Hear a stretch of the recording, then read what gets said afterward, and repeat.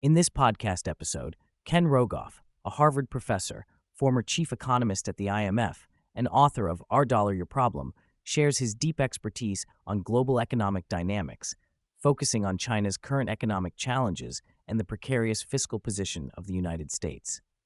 The conversation spans a wide range of topics, from China's leadership and economic trajectory to the future of U.S. monetary policy, financial crises, and the enduring strength of the American economy. Rogoff begins by reflecting on his experiences engaging with Chinese leaders during his tenure at the IMF. He recalls the competence and openness of Chinese technocrats in the early 2000s, highlighting their willingness to listen to diverse viewpoints, including his own. However, he notes a significant shift under Xi Jinping's leadership since 2013, where political loyalty has increasingly overshadowed technocratic expertise. This centralization of power, Rogoff argues, has diminished the quality of leadership and contributed to China's current economic difficulties. The roots of China's crisis, Rogoff explains, trace back to the massive stimulus program launched in 2010 under Hu Jintao's government. This stimulus, particularly the local government debt mechanism, created structural imbalances that have persisted and worsened under Xi's administration. Despite initial hopes that Xi would liberalize markets and reform the economy, growth has slowed, and the country faces overinvestment in infrastructure and real estate, sectors that now weigh heavily on its economy. Rogoff shares vivid personal observations from his recent travels to various Chinese cities, describing the disproportionate scale of infrastructure and housing developments in medium-sized cities that feel eerily empty and underutilized. This overbuilding, combined with demographic headwinds and a lack of consumer spending, has led to a classical housing crisis. The Chinese consumer remains cautious, partly due to inadequate social safety nets and limited investment options, with housing traditionally serving as the primary store of wealth. The recent collapse in housing prices has further suppressed consumption, deepening the economic malaise. He emphasizes that China's extraordinarily high savings and investment rates have not translated into sustainable growth, largely because of financial repression and the lack of productive investment opportunities. Rogoff suggests that even if China were to eliminate financial repression today, the structural issues would not be resolved overnight, as the economy must rebalance from investment-driven growth to consumption-led growth, a difficult transition given social and economic realities. The discussion turns to how to measure and compare the economic strength of countries, especially in a geopolitical and military context.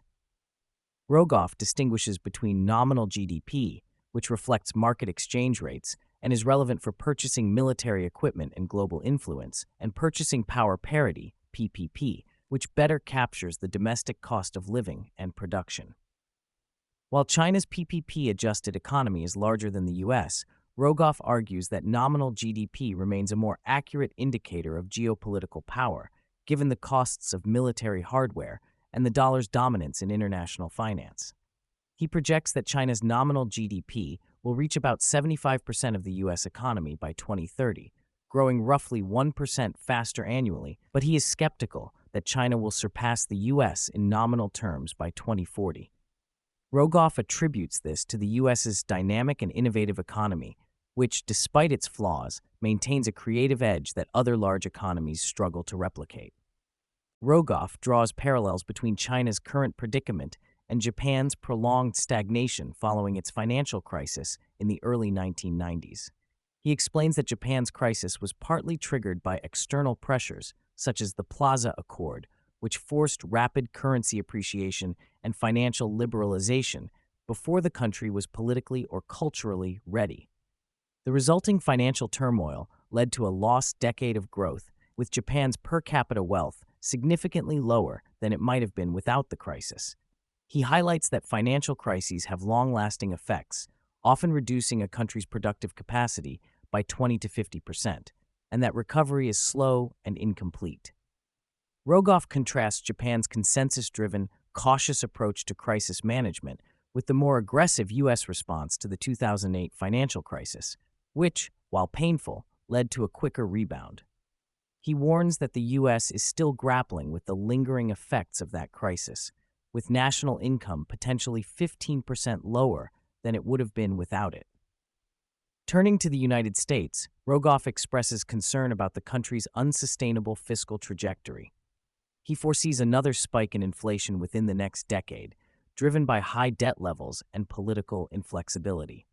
Unlike the acute debt crises seen in countries like Greece, Rogoff expects the U.S. to experience a more drawn-out adjustment involving inflation, financial repression, and eventual austerity measures.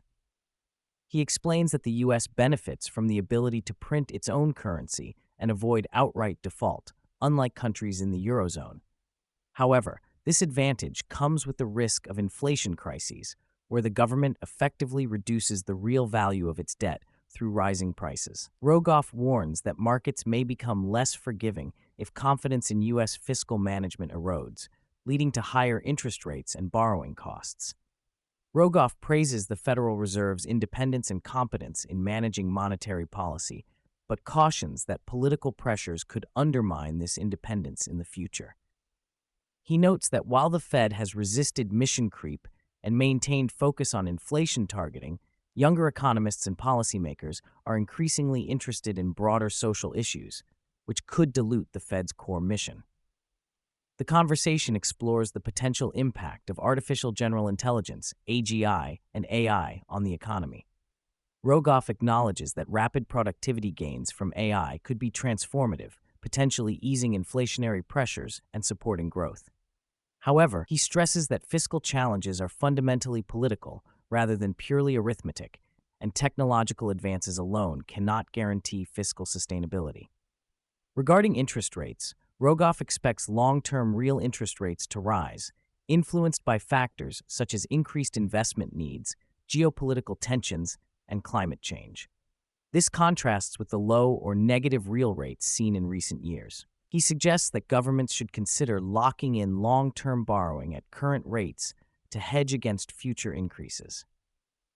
Rogoff elaborates on the concept of the U.S. dollar's exorbitant privilege, whereby the U.S. can borrow cheaply by issuing safe assets that the rest of the world desires.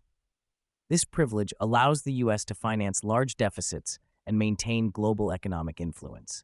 While some argue this advantage may have contributed to the hollowing out of U.S. manufacturing, Rogoff views it as overwhelmingly beneficial, enabling the U.S. to invest in innovation and maintain geopolitical power. He draws historical parallels to the Ming Dynasty's reliance on silver as a stable medium of exchange, and notes that the dollar's dominance is supported by deep, liquid financial markets and the trust in U.S. institutions.